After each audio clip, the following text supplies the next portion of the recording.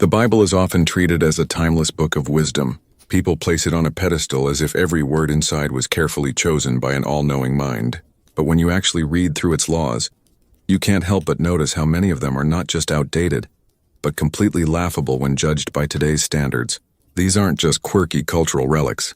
They reveal how deeply human and flawed the text really is. Take the Old Testament's long lists of rules in Leviticus and Deuteronomy. These books read less like moral guidance and more like a bizarre legal code for a society that didn't understand the basics of medicine, human rights, or even fairness.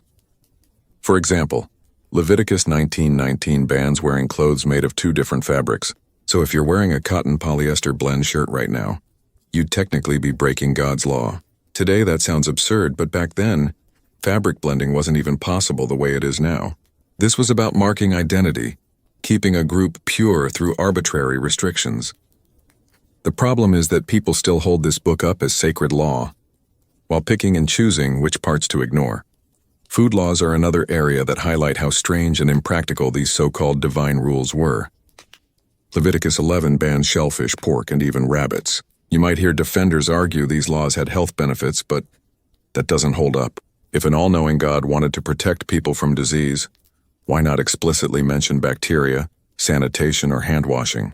Instead, we get arbitrary dietary lists that leave out genuinely dangerous practices, like drinking contaminated water. Ironically, some of the forbidden foods like shellfish are highly nutritious when handled safely. Meanwhile, plenty of dangerous foods or practices are never mentioned. And then there are the laws about women. Deuteronomy 22 has a rule that says if a man rapes an unmarried woman, he has to pay her father 50 shekels and then marry her, and he can never divorce her. Think about that. The punishment for rape isn't about the trauma of the victim. It's about financial compensation to her father, as if she were property. And the so-called solution is forcing her to live the rest of her life with her attacker. The sheer cruelty of this law exposes just how little the text values women as human beings. It treats them as bargaining chips in a patriarchal system. If this were truly a book of divine justice, wouldn't the priority be punishing the rapist and protecting the victim? Punishments in general show the same primitive mindset. Exodus 31 declares that anyone who works on the Sabbath must be put to death. Numbers 15 even tells the story of a man executed for gathering sticks on that day. Think about how disproportionate that is. Someone picking up firewood is treated as a capital offense. Meanwhile, genuine crimes like slavery are not condemned. In fact, they're openly permitted and regulated. Speaking of slavery, Exodus 21 lays out rules for how to treat slaves, including the idea that if a master beats a slave and the slave doesn't die immediately, there's no punishment. The master is considered not guilty because the slave is his property. That single line should be enough to show that these laws didn't come from a moral genius. They came from a culture where ownership of human beings was normal. If the Bible really were a perfect moral guide, wouldn't it have led humanity out of slavery instead of justifying it? Even minor-seeming laws show the lack of reason. Deuteronomy 22:11 repeats the ban on mixed fabrics. The same chapter forbids plowing a field with an ox and a donkey together. On the surface, these rules might look harmless, even quirky, but they reveal a worldview obsessed with ritual purity instead of actual morality. If someone today enforced such rules, we'd laugh them off as nonsense. Yet many still treat these ancient codes as holy, while ignoring the fact that they're arbitrary and irrelevant. And let's not forget the dietary ban on eating fat. Leviticus 3:17 says people must never eat any fat or blood forever. Modern science tells us fat is an essential nutrient. Yes, too much can be unhealthy, but banning it altogether makes no sense. Blood, on the other hand, carries pathogens. But instead of teaching why it might be dangerous, the text just labels it unclean in a ritual sense. The difference is important. Science explains causes. The Bible gives superstitions. Another striking example is the law about stubborn children. Deuteronomy 21 says that if a child is rebellious, his parents should bring him before the town elders, and the men of the city should stone him to death. The sheer brutality of this law is staggering. Killing your own child because he's disobedient? This isn't wisdom. It's barbarism dressed up as divine command. And yet this was written into the legal and moral framework of a culture that people today still claim is inspired by God. Some try to soften these passages by saying they're symbolic, or that God was meeting people where they were at the time. But that excuse doesn't hold water. If these were truly divine laws, they should have been far ahead of their time, not products of the same backward thinking as every other ancient culture. Why would a perfect being give laws that look indistinguishable from what humans with limited knowledge would invent? Even when the laws aren't cruel, they're often laughably impractical. Leviticus 15 has long sections about bodily fluids, declaring anyone who touches a woman on her period to be unclean for 7 days. Her bed, her chair, even the things she sits on are considered contaminated. This isn't just silly, it stigmatizes women for natural biological processes. Instead of teaching hygiene or respect, it builds a culture of fear and shame around the female body. Then there's the obsession with animal sacrifices. Over and over, the laws demand the killing of goats, bulls, pigeons, and rams to atone for sin. Picture the endless slaughter, the blood spilled, the wasted resources. Why would a god care about the smell of burning flesh? The whole system looks like a primitive attempt to control guilt through ritual. It doesn't deal with morality in any meaningful sense. It's about keeping people obedient through spectacle and fear. What makes all of this even more revealing is how selective modern believers are. Almost no one today insists on stoning rebellious children, banning mixed fabrics, or executing people for Sabbath violations. Yet those laws are written right alongside rules about honesty, justice, and kindness. This cherry-picking shows that people already rely on modern moral reasoning to decide which laws are worth following. In other words, morality isn't coming from the Bible at all. It's coming from us. When you line up these laws one after another, a clear picture emerges. These aren't divine decrees from a perfect mind. They're cultural artifacts from an ancient society, preserved in a book that people later claimed was inspired. The laughable parts make that obvious. No wise creator would forbid polyester blends while ignoring things like domestic violence. No God worthy of respect would demand that a rape victim marry her attacker. The fact that such laws exist at all should make anyone think twice about treating this book as a moral authority. The Bible's legal code doesn't just reveal cruelty or odd ritual practices. It also exposes how obsessed the writers were with control. So many of the so-called laws are less about promoting goodness and more about micromanaging people's behavior to keep them under constant watch. When you look closely, you see a system designed to make people feel guilty, dependent, and afraid of stepping out of line. Take the purity rules surrounding leprosy in Leviticus 13. Someone with a skin condition had to show themselves to a priest, not a doctor. The priest would decide whether the person was clean or unclean. If deemed unclean, they had to live alone, shouting, "Unclean, unclean," whenever anyone came near. This wasn't about health. It was about social stigma and control. People with medical issues weren't given care or compassion. They were ostracized by religious decree. A truly wise system would encourage hygiene, medical treatment, and support. Instead, these laws deepen fear and division. Even agriculture wasn't free from bizarre rules. Leviticus 19 says you must not plant 2 different kinds of seed in the same field. It also bans eating fruit from a tree until the 5th year after planting. These aren't moral teachings. They're arbitrary restrictions that make sense only if your goal is to create endless opportunities for people to break rules. The more rules you pile on, the more guilty people feel, and the more they need priests to fix their standing with God. It's a system of dependency. One of the strangest laws comes from Deuteronomy 25. If 2 men are fighting and the wife of one grabs the other man's genitals to protect her husband, her hand must be cut off and no mercy should be shown. That's an actual law. Think about how absurd that is. Instead of seeing her action as protective or understandable, the text insists on a brutal, disproportionate punishment. It reveals an obsession with sexual control, even in the middle of unrelated situations like a brawl. The same fixation shows up in laws about virginity. Deuteronomy 22 says if a man marries a woman and then claims she wasn't a virgin, her parents have to prove her virginity by presenting blood-stained sheets from the wedding night. If they can't, she is to be stoned at her father's doorstep. This law not only treats women as property, but also ties their entire worth to physical evidence of a biological detail that isn't even reliable. Science now tells us the presence or absence of a hymen proves nothing. But in that culture, the life of a young woman could hinge on a bloodstain. That's not divine wisdom. That's ignorance codified into law. And the laws don't just target women. They also reveal deep paranoia about sexuality in general. Leviticus 20 declares death for men caught in same-sex relationships. It also prescribes death for adultery, cursing parents, or even witchcraft. The punishments are wildly extreme compared to the actions. These weren't laws meant to create a fair society. They were meant to enforce conformity through fear. When you think about it, these laws mirror the same techniques authoritarian governments use today. Over-regulate, punish harshly, and keep people too afraid to question authority.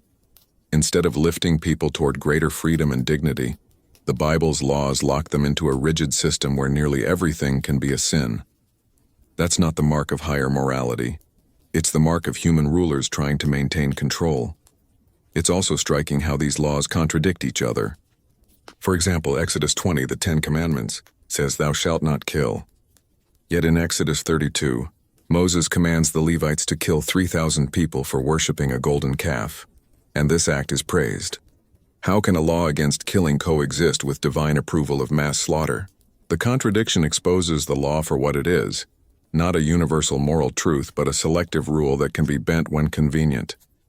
This same inconsistency shows up in property laws. Exodus 22 says if a thief is caught stealing at night and is killed, there's no guilt. But if the same thing happens during the day, killing the thief is considered wrong. Why should the time of day determine the morality of the act? It doesn't make sense unless you realize these laws weren't about fairness or justice. They were arbitrary cultural rules elevated to divine status. Another oddity is the law against cross-dressing. In Deuteronomy 22:5, it says it is detestable for a man to wear a woman's clothing or a woman to wear a man's clothing.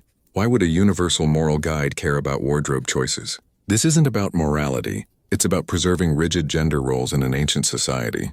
Yet even today, some use this verse to condemn people who don't conform to traditional gender norms. Instead of freeing people, these laws fuel prejudice and discrimination. One of the most revealing aspects of biblical law is how much of it deals with property and money, often disguised as morality. Exodus 22 includes laws about lending money with interest, charging fees, and handling debts. Deuteronomy 15 talks about debt cancellation every 7 years, but only for fellow Israelites, not foreigners. This favoritism shows that the laws weren't about justice for all people. They were about maintaining an in-group and controlling outsiders. What really makes these laws laughable is how irrelevant they become in modern life. Who today would seriously think God cares about whether you plant wheat and barley in the same field, or whether you wear polyester? The fact that believers don't follow these rules shows that they already recognize how meaningless they are. Yet they still claim the book is a moral authority. That contradiction is impossible to ignore. The problem goes deeper than just silly or cruel laws. It's the mindset they create. When people are raised to believe rules like these come from a higher power, they learn to accept authority blindly, even when it makes no sense. They learn to fear consequences for normal human behavior. They learn to judge others for arbitrary reasons. That kind of mindset lingers even if the specific rules fade. Take the lingering purity culture around sex. Even though few believers today literally enforce virginity tests or demand hand amputation for protective wives, the underlying message remains: sexuality is dangerous, shameful, and must be controlled. Those old laws planted seeds of fear that still shape how communities treat women, LGBTQ people, and anyone who doesn't fit the mold. The damage outlasts the law itself. If anything, the very existence of these laws proves their human origin. A perfect being would have given laws about fairness, equality, and compassion. Instead, we see a patchwork of rituals, punishments, and superstitions. We see laws that obsess over fabrics and foods while ignoring deeper issues like justice for the poor, protection from abuse, or the dignity of all people. And it's worth pointing out the glaring omissions. In all those chapters of laws, you won't find clear commands against child abuse, domestic violence, or rape within marriage. Those were real issues in ancient societies, yet the Bible's laws don't address them. That silence speaks volumes. What we get instead are endless rules about sacrifices, rituals, and purity, the concerns of priests, not the needs of ordinary people. When looked at honestly, these laws aren't just laughable. They're a mirror showing how flawed human thinking can be when wrapped in the cloak of divine authority. They remind us of the dangers of giving too much weight to tradition, without questioning its logic or its consequences. One of the easiest ways to see the human fingerprints all over biblical law is to notice how strangely specific some of the rules are. They don't sound like universal truths. They sound like the everyday problems of a small ancient community, trying to manage life without science, medicine, or consistent ethics. Take the law in Deuteronomy 25 about levirate marriage. It says if a man dies without children, His brother must marry the widow to produce offspring in the dead man's name. If he refuses, the woman is supposed to take off his sandal in public, spit in his face, and declare, "This is what is done to the man who will not build up his brother's house." That's an actual law.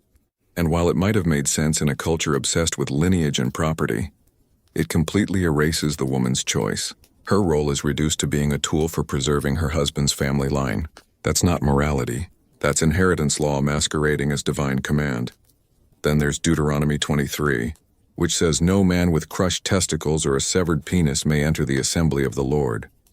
On top of that, it says children born outside marriage, and even their descendants for 10 generations are excluded as well. Think about how cruel and arbitrary that is. Someone born into circumstances they didn't choose is banned from full participation in religious life. That's not justice. That's discrimination baked into law. The same chapter even bans Ammonites and Moabites from entering the assembly forever, while allowing Edomites and Egyptians in after 3 generations. Why the difference? It's tribal politics. Some groups were enemies, others were tolerated. These weren't eternal moral principles. They were cultural grudges turned into commandments. Another bizarre detail comes from Exodus 23, which says you should not boil a young goat in its mother's milk. This single law ended up spawning entire branches of dietary restriction in later Jewish tradition, separating milk and meat completely. Yet if you look at the law in isolation, it seems oddly trivial. Why would an all-knowing God care about cooking techniques? More likely, it was a cultural taboo, perhaps tied to pagan rituals that got written into law. And then there's the obsession with cleanliness that had nothing to do with real hygiene.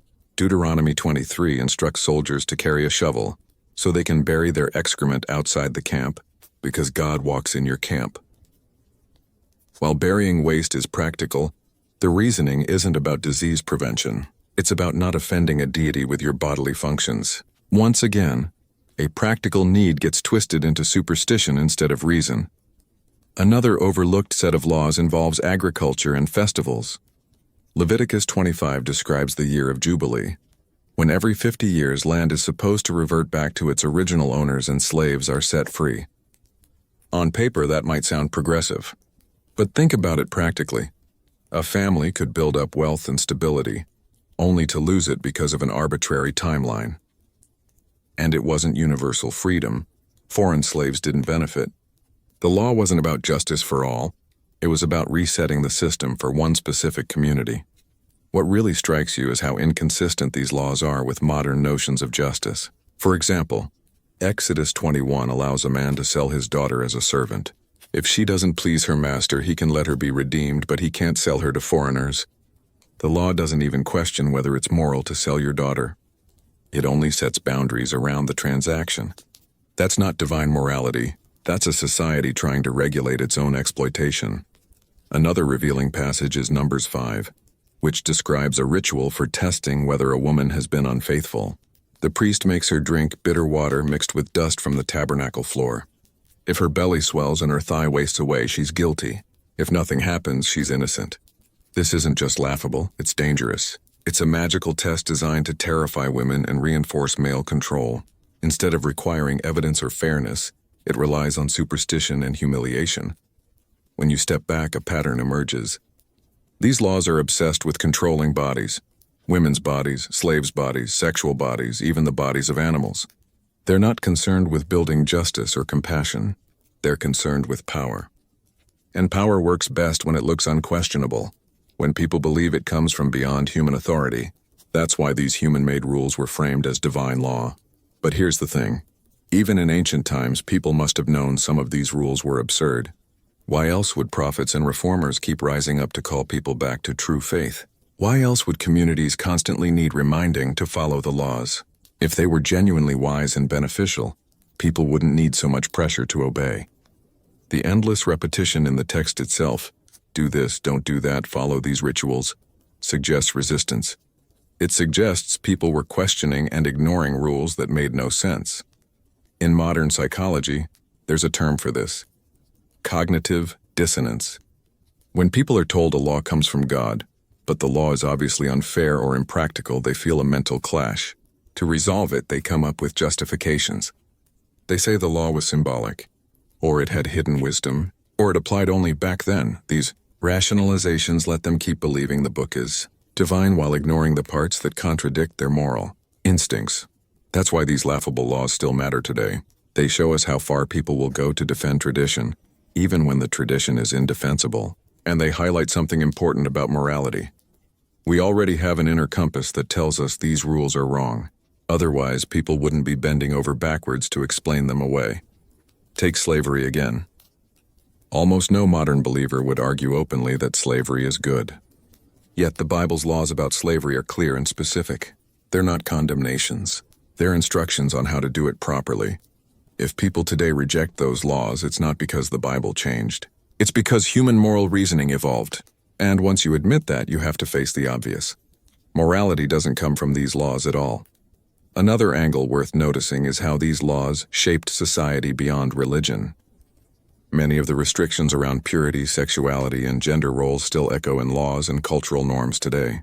Even in supposedly secular societies, ideas about women's roles, sexual purity, or gender conformity can be traced back to these ancient codes. That's why it's not enough to just laugh at them. They're not just relics. They've had a lasting influence. For instance, the stigma around menstruation present in Leviticus still lingers in some communities today. The idea that a woman is unclean during her cycle has shaped taboos, shame, and even access to public life in different cultures. What started as an ancient purity law still ripples into modern gender inequality. The same goes for homosexuality. A single verse in Leviticus has been used for centuries to justify discrimination and even violence. Even though the law sits right next to bans on mixed fabrics and shellfish, this one gets singled out and defended as timeless. That selective enforcement shows how people use ancient texts to reinforce their own biases while ignoring everything else. When you add it all up, the laughable laws of the Bible aren't just funny or strange. They're revealing. They expose the gap between human invention and divine perfection. They show us how easily authority can cloak itself in sacred language. And they remind us that progress in human rights, fairness, and dignity didn't come from obeying these laws. It came from outgrowing them. Some of the strangest biblical laws are the ones that try to regulate daily life down to the smallest details. Deuteronomy 22, for example, says you must build a parapet or railing around the roof of your house so you don't bring blood guilt on yourself if someone falls off. On the surface, that seems sensible, like an ancient building code. But notice how it's framed. Not as common sense for safety, but as a way to avoid offending God. Even practical ideas get wrapped in religious fear. It's never about human responsibility alone. It's about keeping divine punishment away. Then there's Leviticus 19, which bans tattoos and prohibits trimming the edges of your beard. Some communities still take those rules seriously today, but if you look at them honestly, they reflect cultural fashion and superstition, not eternal morality. Why should an all-powerful God care about hairstyles or body markings? The answer is simple. These weren't God's concerns at all. They were human efforts to mark cultural identity and create boundaries between us and them. The same obsession shows up in dietary rules. Shellfish, pork, rabbits, and even mixing dairy with meat are all banned. The reasoning wasn't health in any modern sense. It was symbolic separation. You show loyalty to your tribe and your God by avoiding certain foods. That's why these laws feel so arbitrary. They're not about right or wrong. They're about belonging.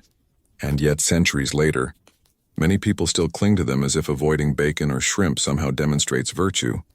One particularly odd law appears in Deuteronomy 22 again. If you find a bird's nest with eggs or chicks, you may take the young, but you must let the mother go free. The text even says doing this will ensure you live a long life. It's strangely specific and oddly transactional. How does sparing a mother bird guarantee human longevity? It doesn't. But it does show how superstition gets woven into law. Actions are linked with blessings or curses, even when there's no logical connection. And then we come to perhaps the most disturbing theme of all: collective punishment. In Joshua 7, when one man, Achan, steals goods that were supposed to be devoted to God, the entire nation suffers military defeat. When he's found out, not only is he executed, but his sons, daughters, animals, and possessions are destroyed too. This isn't just a story. It reflects the mindset of law at the time. Innocent people could be punished for someone else's mistake. From a modern moral perspective, that's completely unjust. But in the biblical system, it was presented as righteous. The psychological impact of laws like these is profound. When people grow up believing guilt and punishment can fall on them for someone else's actions, they internalize fear and suspicion. It fosters a culture where people police one another, always watching for disobedience. And that's the point. Laws like these build a system where individuals don't just fear God, they fear each other. Even natural human processes were targeted. Leviticus 12 says a woman who gives birth is unclean for 7 days if she has a boy, but for 2 weeks if she has a girl. On top of that, she must undergo purification rituals. Instead of celebrating new life, the law frames childbirth as a source of impurity, especially if it's a girl. That detail alone reveals how deeply these laws reinforced inequality. If they were divine, they wouldn't devalue half of humanity from the moment of birth. Another overlooked law is in Exodus 21, which says if a master beats his male or female slave and the slave survives for a day or two, the master should not be punished because the slave is his property. That's not just outdated. That's a moral disaster. The law doesn't question whether owning another human being is wrong. It just clarifies how much abuse you can get away with. The fact that such a rule is in the so-called Word of God should be enough to make anyone pause. What's striking is how selectively people treat these laws today. Hardly anyone enforces beard-trimming bans, tattoo prohibitions, or agricultural rules. Yet passages about sexuality or obedience often get pulled out, as if they still carry absolute authority. This selective use shows the real function of these laws. They're tools. People pick the ones that serve their purposes and quietly ignore the rest. That's not timeless morality. That's cherry-picking. It also raises an uncomfortable truth. If the laws were genuinely wise and universal, they wouldn't need to be reinterpreted, excused, or ignored. People would recognize their fairness across time and culture. Instead, the opposite happens. The more progress we make in human rights, the more obviously out of touch these ancient laws become. And yet their influence lingers.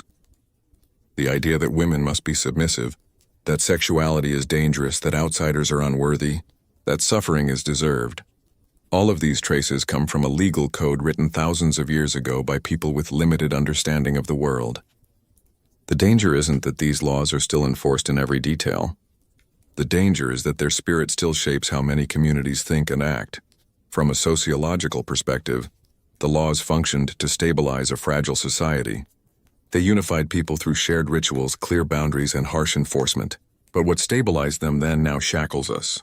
Those laws fossilized prejudice, superstition, and inequality, passing them down as if they were eternal truths. And when people continue to treat them that way, they keep old injustices alive. What makes them laughable in the end isn't just their oddity, it's the claim that they represent divine wisdom. Because when you read them plainly, they don't. They reflect fear of difference, fear of women, fear of the body, fear of freedom. They're laws written to control, not to liberate. They're a record of human limitation, not divine perfection. And there's a lesson in that. We don't need ancient codes to tell us what's right or wrong. We already know cruelty is wrong. We already know fairness matters. We already know compassion leads to better lives. The very fact that people reject most of these old rules shows we don't need them anymore. Our moral compass doesn't point back to Leviticus or Deuteronomy. It points forward, to the values we keep discovering as we grow wiser and more humane. So when we laugh at these laws, it's not just because they're bizarre. It's because we've outgrown them.